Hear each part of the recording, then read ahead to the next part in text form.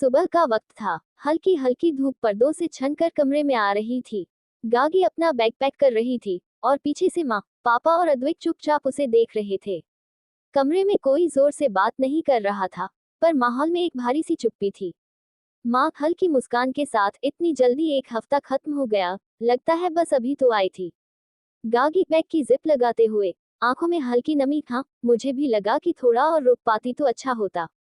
पापा कुर्सी से उठकर उसके पास आते हुए, बेटा, तुम जितना भी रहो, हमें हमेशा लगेगा कि समय कम है, लेकिन इस बार अच्छा लगा कि तुम नाराज नहीं थी। गागी धीमे स्वर में, नाराज तो अब मैं खुद से भी नहीं हूँ, आप सबसे तो बिल्कुल नहीं। माँ की आंखें भर आईं। उन्होंने धीरे से गागी का चेहरा अपने हाथों में लिया। माँ, तेरी मुस्कान लौट आए है, यही देखकर हमारा मन हल्का हो जाता है। अद्विक, जो अब तक चुपचाप दरवाजे के पास खड़ा था, आगे आया। अद्विक थोड़ा हंसते हुए, और हाँ, अगर वहां जाकर फिर से उदास होने लगी तो मैं खुद आकर खींच के वापस ले आऊंगा। गागी हंसते हुए, ठीक है मिस्टर बॉडीगार्ड। पापा ने बैग उठाया और दरवाजे की तरफ बढ़े, पर उनके कदम थोड़े भारी थे। पापा धीरे से, तुम्हारी खुशी में ही हमारी खुशी है गागी, और इस बार जब तुम यहाँ से जा रही हो, तो हमें पता है कि तुम ठीक हो। यही सबसे बड़ा सुकून है। गागी ने पापा का हाथ पकड़ लिया। गागी नरमी से, आप लोगों ने जो मुझे समझा, जो मेरा गुस्सा सहा, उसके लिए शुक्रिया।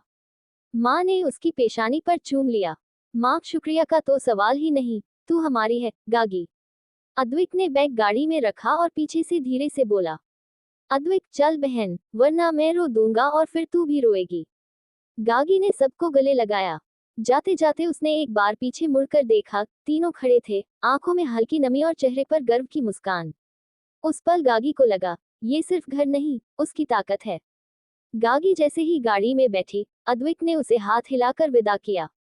रास्ते में उसकी नजरें बाहर के नजारों पर थी, लेकिन मन कहीं और। दूसरी तरफ, शौर्य के घर पर, सुबह से ही उसके चेहरे पर एक अलग सी रौनक थी।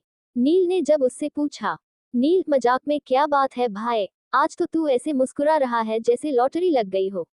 शौर्य हंसते हुए, लॉटरी से भी बड़ी बात है, गागी वापस आ रही है। उसने फोन उठाकर बार बार टाइम चेक किया। कभी खिड़की से बाहर झांकता, कभी अपने कपड़ों को ठीक करता, जैसे बस अभी उसे निकलना हो। दिल में एक अजीब सी बेसब्री थी, और आंखों में एक चमक। शौर्य मन ही मन, एक हफ्ते बाद फिर से उसे देख पाऊंगा, बस उसका चेहरा देखकर ही दिन अच्छा हो जाएगा। उसने सोच रखा था कि गागी आते ही उसे कहीं बाहर ले जाएगा, शायद उसकी फेवरेट कॉफी शॉप, जहां वो पहले हंसते बातें करते थे। आज शौर्य के लिए ये सिर्फ उसका वापस आना नहीं था, बल्कि उस खालीपन का भर जाना था, जो पिछले 7 दिनों से उसे महसूस हो रहा था। गाड़ी धीरे धीरे अपार्टमेंट के गेट के पास आकर रुकी। गागी ने खिड़की से बाहर देखा, वहीं खड़ा था शौर्य, जैसे उसे पहले से अंदाजा हो कि वो इसी वक्त पहुंचेगी। चेहरे पर वही पुरानी शरारती मुस्कान, पर आंखों में साफ खुशी। गागी उतरते ही हल्के से मुस्कुराए। गागी थोड़ी छेड़ते हुए, तुम यहाँ क्या कर रहे हो? कहीं मुझे रिसीव करने तो नहीं आ गए? शौर्य कंधे उचकाते हुए, क्या करूं, इंतजार नहीं हुआ, सोचा खुद आ जाऊं। वैसे भी वेलकम बैक कहने का मौका मिस नहीं करना चाहता था। गागी ने अपना बैग उठाने की कोशिश की, पर शौर्य ने झट से पकड़ लिया। शौर्य, ये मुझे दे दो, वरना फिर से बहस होगी कि मैं कुछ मदद नहीं करता। गागी हंसते हुए, बहस तो वैसे भी होती है, तुम चाहे मदद करो या न करो। लिफ्ट की ओर चलते हुए, दोनों चुप थी, लेकिन वो चुप्पी अजीब नहीं, बल्कि आरामदेह थी, जैसे दोनों को एक दूसरे की मौजूदगी में शब्दों की जरूरत ही न हो। दरवाजे के सामने पहुंचकर गागी ने कहा, गागी, एक हफ्ता पता है कितना लंबा था? शौर्य मुस्कुराते हुए, मेरे लिए तो साल जैसा।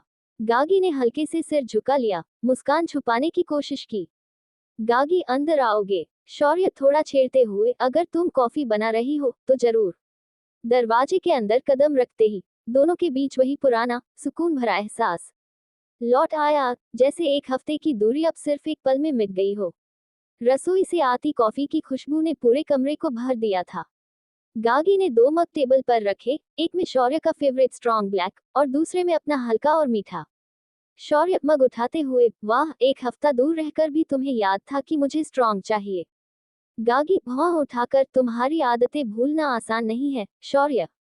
दोनों ने एक घूंट लिया। खिड़की के पास बैठकर बाहर का मौसम देखते हुए उनकी बातों का सिलसिला शुरू हो गया। शौर्य, तो वहां सब कैसे थे? माँ, पापा, अद्विक नाराज तो कोई नहीं था। गागी हल्की सांस लेते हुए, नहीं, इस बार सब अलग था।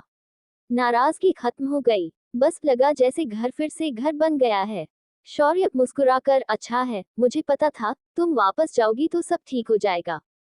गागी ने उसकी तरफ देखा। गागी, तुम्हें कैसे इतना यकीन था? शौर्य, क्योंकि मुझे तुम्हारे बारे में इतना पता है कि तुम टूट सकती हो, लेकिन रिश्ते नहीं छोड़ सकती। गागी ने कप नीचे रखा और थोड़ी देर चुप रही, फिर धीरे से बोली, गागी, 1 हफ्ता, पता है, मैंने भी तुम्हें मिस किया। शौर्य हंसते हुए, लेकिन आंखों में चमक, ओह, ये तो बहुत बड़ी बात कह दी तुमने। गागी, मजाक में ज्यादा खुश मत हो, बस इतना कि कॉफी पीते वक्त लगा कोई कमी है। शौर्य, तो कमी पूरी करने के लिए मैं यहाँ हूँ, हमेशा। दोनों के बीच एक पल की खामोशी थी, लेकिन उसमें सिर्फ सुकून था। खिड़की से आती हल्की हवा, कॉफी की गर्माहट और एक दूसरे की मौजूदगी, बस यही काफी था उस पल को खास बनाने के लिए।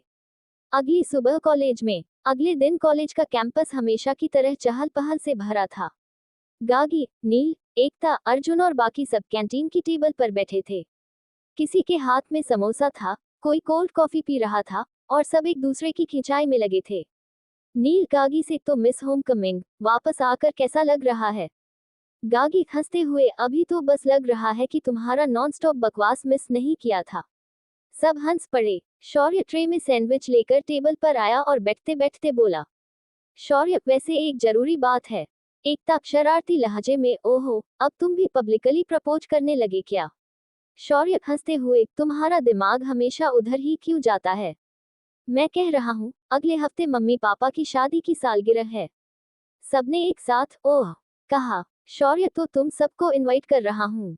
घर पर एक छोटा सा फंक्शन है, बस फैमिली और क्लोज फ्रेंड्स होंगे। नील मुस्कुराते हुए, छोटा सा? मुझे पता है तुम्हारे घर के छोटे का मतलब होता है पूरा महल सजाना। गागी हल्की मुस्कान के साथ, अच्छा है, इतने दिनों बाद फिर से फैमिली टाइप गैदरिंग होगी। शौर्य गागी की तरफ देखते हुए, और हाँ, तुम्हें तो आना ही पड़ेगा, कोई बहाना नहीं चलेगा। गागी, मैं आऊंगी, पक्का। उसके चेहरे पर जो हल्की सी मुस्कान थी, उसे देखकर शौर्य के मन में एक अनकही खुशी उतर गई। कैंटीन के कोने में वाली टेबल पर सब बैठकर शौर्य के घर की सालगिरह पार्टी की बातें कर रहे थे। एकता गूगल पर डेकोरेशन आइडियाज देख रही थी। नील बार बार कह रहा था कि केक का काम मुझे देना, और गागी अपनी कॉफी के घूंट ले रही थी। पर देवेश थोड़ी दूरी पर चुपचाप बैठा था, जैसे किसी सोच में खोया हो। अर्जुन ने नोटिस किया और उसके पास आकर बोला, अर्जुन, अरे भाई, तू इतना चुप क्यों है? पार्टी में डांस करने की प्रैक्टिस कर रहा है क्या? देवेश ने हल्की सांस ली, फिर बाकी सब की तरफ देखा। देवेश, तुम लोगों ने एक बात नोटिस की? सबने हैरानी से उसे देखा। गागी, क्या? देवेश, इस 1 हफ्ते की छुट्टी में हम सब एक दूसरे के कांटेक्ट में थे, कॉल, मैसेज, मीटअप, लेकिन यशराज से किसी ने बात की? टेबल पर कुछ पल की खामोशी छा गई। नील ने भौहें सिकोड़ ली। नील सही कह रहा है, मैंने भी उससे 1-2 बार कॉल किया, पर उसने उठाया नहीं। एकता थोड़ा चिंतित, और वो आज भी कॉलेज नहीं आया। देवेश ने सिर हिलाया। देवेश, यही बात खटक रही है मुझे, यशराज ऐसा अचानक गायब नहीं रहता। सबके चेहरों की मुस्कान धीरे धीरे गायब हो गई। गागी ने धीरे से कहा, गागी, शायद सब ठीक नहीं है उसके साथ। शौर्य ने टेबल पर हाथ रखते हुए कहा, शौर्य, तो फिर बैठकर अंदाजे लगाने से अच्छा है हम जाकर देख लें। कैंटीन से निकलते ही सबने तय कर लिया कि सबसे पहले यशराज के घर चलेंगे। शौर्य, देवेश, अर्जुन, नील, गागी और एकता सब एक साथ उसके घर पहुंचे। दरवाजे पर घंटी बजाने पर एक नौकरानी ने दरवाजा खोला। नौकरानी, साहब तो घर पर नहीं है, सुबह से निकले हैं, कहाँ गए, ये नहीं बताया। सबने एक दूसरे की तरफ देखा। गागी, क्या फोन पर भी बात नहीं हुई? नौकरानी, नहीं मैडम, फोन भी यहाँ नहीं है, कमरे में रखा है। ये सुनकर चिंता और बढ़ गई। इसके बाद सब उसके पुराने हैंगआउट प्लेसेस पर गए, coffee shop, gym, cricket ground, यहाँ तक कि वो बुक कैफे जहाँ वो कभी कभी अकेला बैठता था। पर हर जगह से वही जवाब आज नहीं आया। दोपहर ढलकर शाम हो गई। गर्मी में पसीने से भीगे हुए चेहरे, थके हुए और मन में बढ़ती बेचैनी, सबके हाव भाव बता रहे थे कि ये अब मजाक या छोटी सी नाराजगी नहीं है। एकता ने पार्क की बेंच पर बैठते हुए कहा, एकता, पूरा दिन ढूंढ लिया, कोई सुराग नहीं, कहाँ चला गया वो? नील ने पानी की बोतल गागी की तरफ बढ़ाते हुए कहा, नील यार, ऐसा लग रहा है जैसे उसने खुद को हमसे छुपा लिया हो।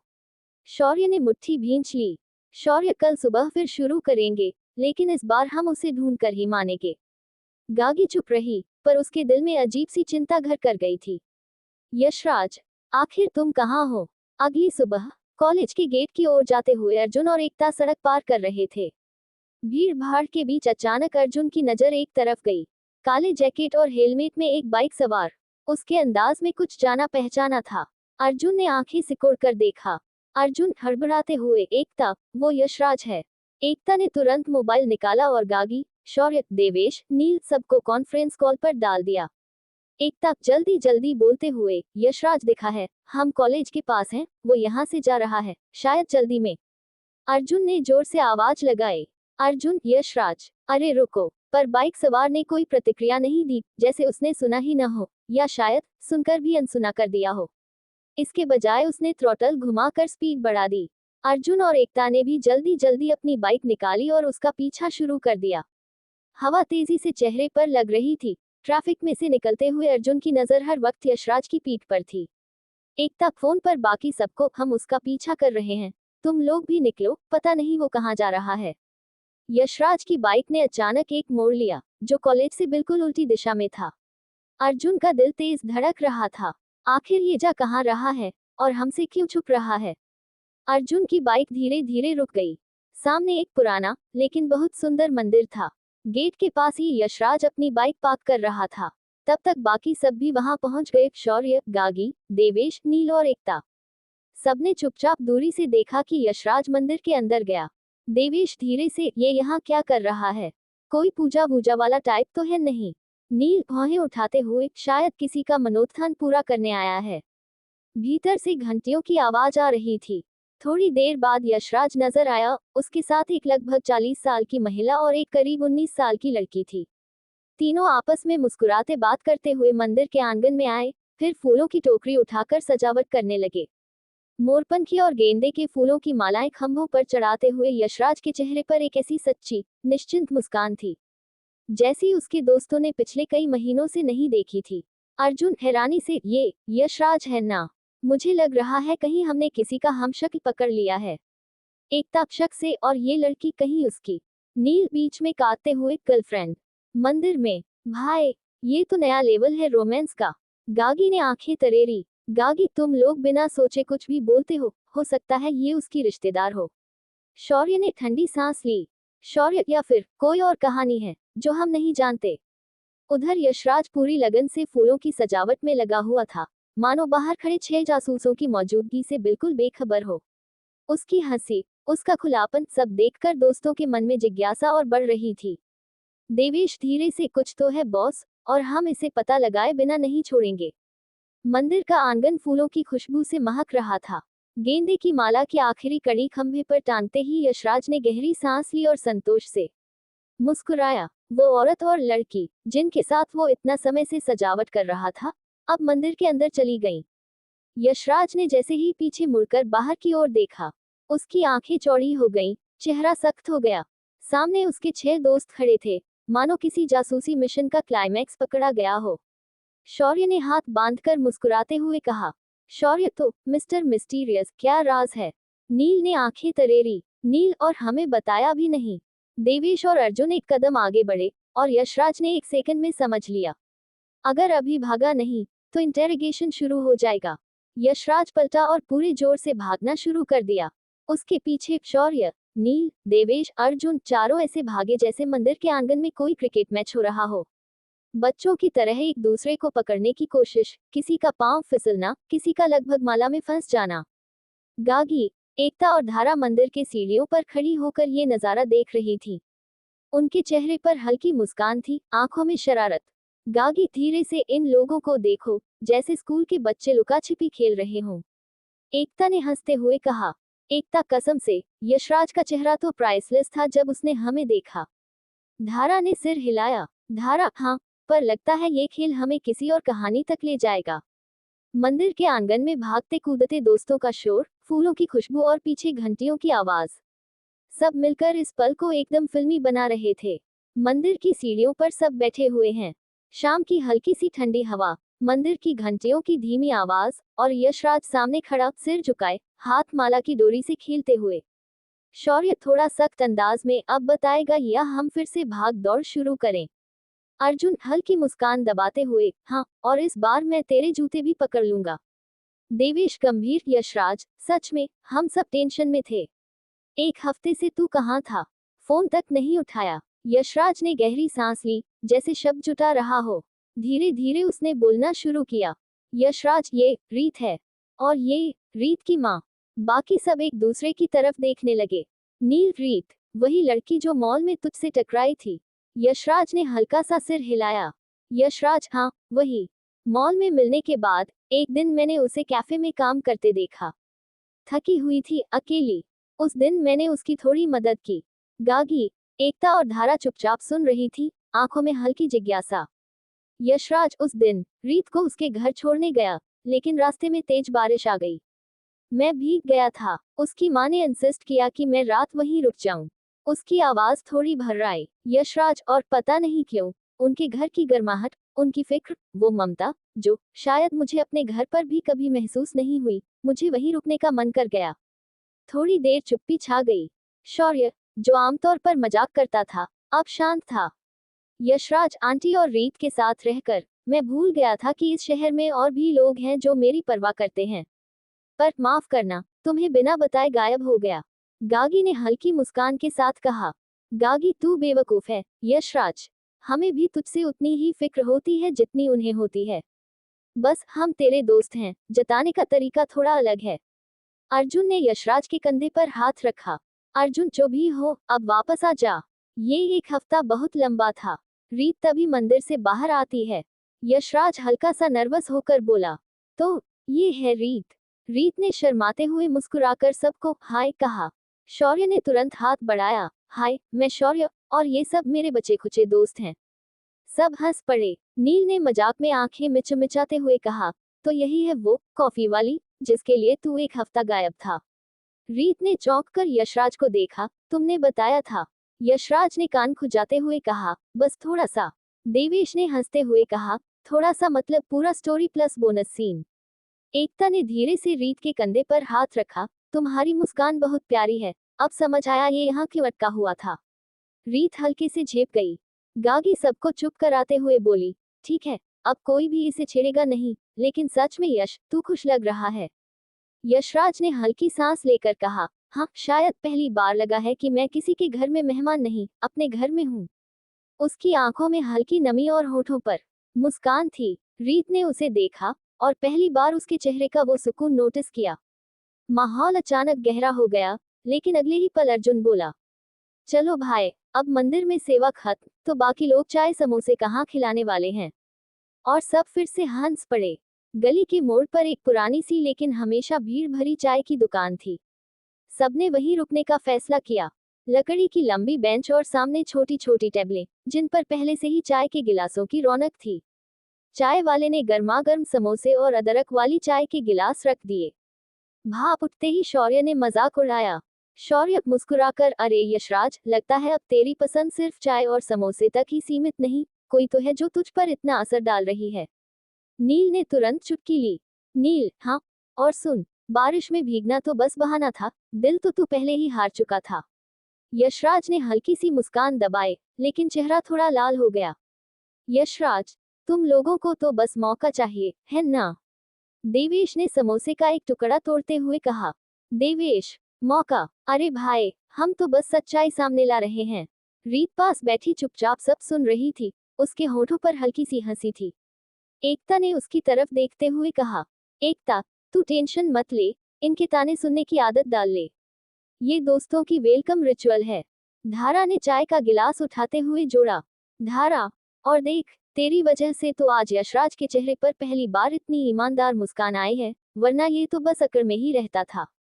सब हंस पड़े, और उस हंसी में एक अपनापन था, जैसे रीत अब इस छोटी सी शकल का हिस्सा बन चुकी हो। चाय और समोसे की खुशबू, दोस्तों के ठहाके और हल्की सी शाम की ठंड, ये पल यशराज के लिए किसी छोटे त्योहार से कम नहीं था। चाय खत्म होने के बाद सब उठकर अलग अलग बातें करने लगे। गागी और देवेश दुकान वाले से मजाक कर रहे थे। नील और रीत पास की गली में लगे रंग बिरंगे स्टॉल देखने चले गए। शौर्य ने मौका पाकर यशराज के पास आकर धीरे से कहा, तो तूने कुछ बताया नहीं? ये अचानक से बदलने वाला मूड, ये मुस्कान, राज क्या है? यशराज थोड़ी देर चुप रहा, फिर हल्की सी सांस छोड़ते हुए बोला, पता नहीं शौर्य, बस लगता है जैसे पहली बार कोई मुझे सच में देख रहा है। मेरे नाम, पैसे या स्टेटस से नहीं, बस मुझे। शौर्य ने उसकी पीठ पर हल्की सी थपकी दी। अच्छा है, और संभाल कर रखना इस एहसास को। ऐसे लोग बार बार नहीं मिलते। यशराज हल्का सा मुस्कुरा दिया, लेकिन उसकी आंखों में एक गहराई थी, जैसे वो जानता था कि अब उसकी जिंदगी का एक नया मोड़ शुरू हो चुका है। उसी वक्त पीछे से रीत की आवाज आई, चलें, वरना ठंडी हो जाएगी हवा और तुम्हारी चाय जैसा मूड भी। यशराज और शौर्य ने एक दूसरे की तरफ देखा और बिना कुछ कहे मुस्कुरा दिए। आज के लिए इतना ही। आगे पढ़ने के लिए पढ़िए रिबर्थ ऑफ अनलव्ड गर्ल सिर्फ और सिर्फ पॉकेट नॉवल पर।